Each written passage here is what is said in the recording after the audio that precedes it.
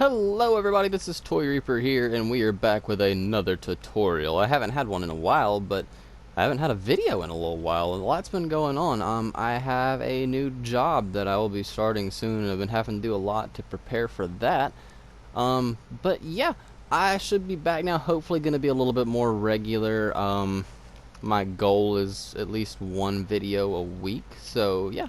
I do apologize for any background noise. I do have an air conditioner running in my room right now, and it's kind of loud, but without it, I'd die. It's hot, so I hope you can overlook that. But today, we're going to be looking at a basalt generator, and not just any basalt generator. I wanted one that I don't have to just actively keep breaking it, keep breaking it, keep breaking it. This is just one you can have it set up, it'll run, it'll get this giant block of basalt behind you. And then whenever you need some, you can go tear it down, turn it on, it'll regenerate again. So you can turn it on and off. I think this is going to help me out a lot, so I did want to offer this to you as well. But with that being said, let's go ahead and hop straight to it. Alright, so I will have a material list in the description. I'm going to put it for exactly what I build.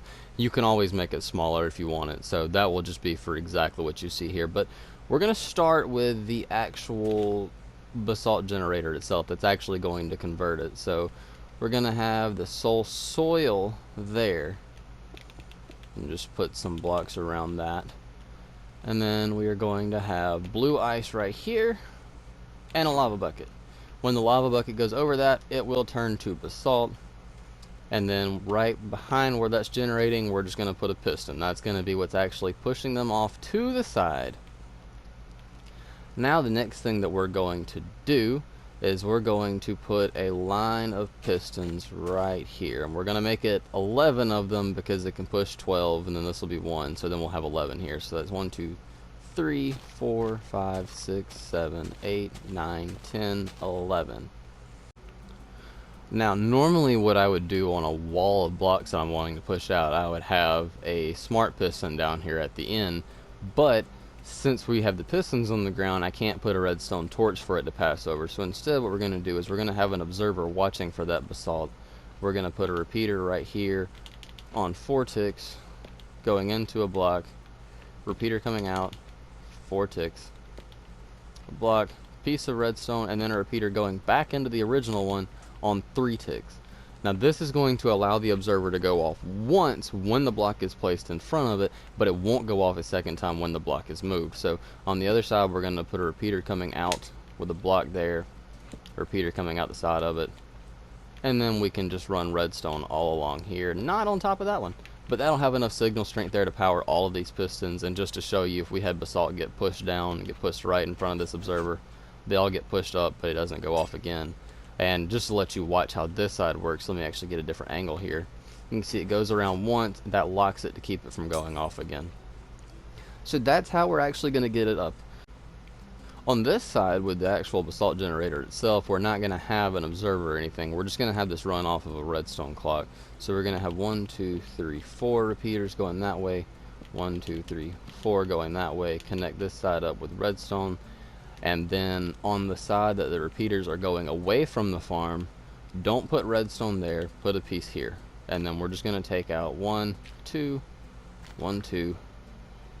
And I will show you why, because now we're going to need to get a sticky piston.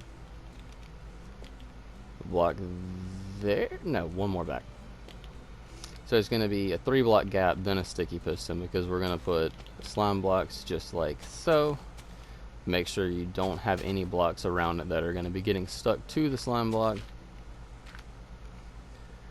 And then right in front of that, we're going to have an observer facing down with a block above it. And then all we need to activate this is just something to power the piston, and you can see it's going to start this clock, and this piston's going to go off. Generally on the overworld, it's every other piston push that you get a piece of basalt generated. If you build this in the nether though, lava does go a lot faster, so this farm will be even more efficient. But for now, this is the most efficient way, even with it being every other pulse. It does seem that if you extend the clock any, the lava takes longer to spread. So this is definitely how I have found the most efficient. But And this way you have a way of turning it on and off whenever you don't want it running. Alright, now that we've got this set up, we've actually got our generator, we've got it getting pushed down, it gets pushed up. The next thing that we're going to work on is actually your wall of pistons. Now, same thing here as the pistons on the bottom. The pistons on the bottom can push it up 12 blocks. The first block doesn't count. So we're going to have 11 pistons on top of it for the max amount of a block you can get. So that's 1, 2, 3, 4, 5, 6, 7, 8, 9, 10, 11. And then we're just going to fill in this square here, 11 by 11 of pistons, and I will go ahead and do that, and I will be back with you once we get this wall put up. Alright, so now that we have our 11 by 11 wall of pistons back here, we're going to go around back, and starting on the bottom row of pistons, we are going to put a row of blocks, and then we are going to go up to, we're going to skip a row of blocks, and just do this the whole way up.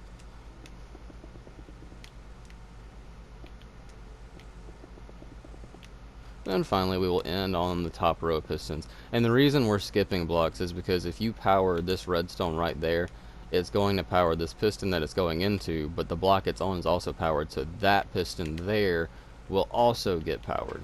See, both of those go out from that. So now all we got to do is just go along these and just put redstone on all the blocks. So let's get all these filled in real quick.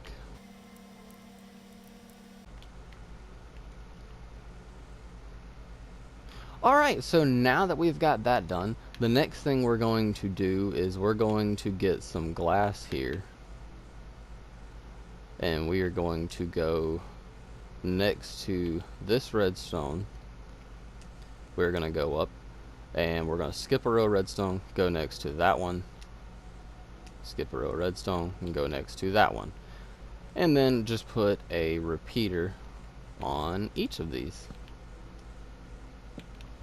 And you need less repeaters than you do the rows of redstone, because this repeater here will power this block, which is going to power this redstone and this redstone. So that's going to get four row of pistons with one repeater. So then the only thing that's left is to actually bring us a redstone tower up. So we just do something like this, just go back and forth with the glass, because if you don't know, the transparent blocks like this, the redstone can go back and forth without getting blocked as if you're using solid blocks. So we can just do this, and then finally we'll end right there. So now just put redstone on each of your glass blocks.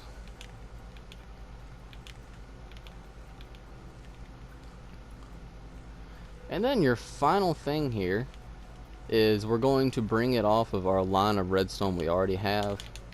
Do 4 ticks on the repeater, just like that.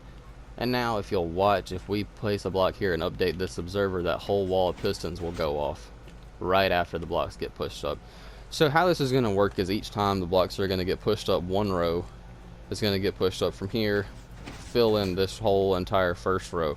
Once this first row gets filled up, then it's going to go up to the second row, and those will get pushed out there.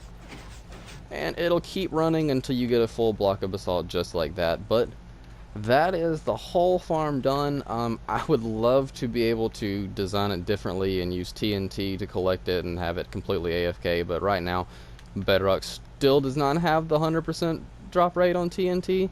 So if you haven't voted on that parity change, go do it now, because we need it bad. But yeah, that's the whole farm done right there. It will get you a ton of basalt, and it'll always just be sitting there for whenever you need to go farm some more of it. But with it being done, let's just go ahead and let it run for a second and just let you see what we're working with. But I do really hope you all enjoyed this tutorial. Like I said, I'm sorry that it's been a while. I do hope to be getting videos out more regularly now. I've kind of been thinking about, I wish I had I've got the Nether Adventure series that if you haven't watched, you definitely should check it out, because I've got what I called the PEBS, the Piglin Exploitation Bartering System built in it, which I thought I was the first to do, but Silent Whisper, as usual, beat me to it. So But I have thought about just trying out some free maps in the marketplace and showing those off, but I don't really know if that'd be something anybody would be interested in. So if you are, let me know. But otherwise, in the meantime, I'm going to keep doing tutorials. I'm going to keep doing the Nether Adventure series, which I think is about to really kick off. So if you haven't been watching those, be sure to go check them out. So I hope you all enjoyed, and I will see you next time. Have a great day, and goodbye.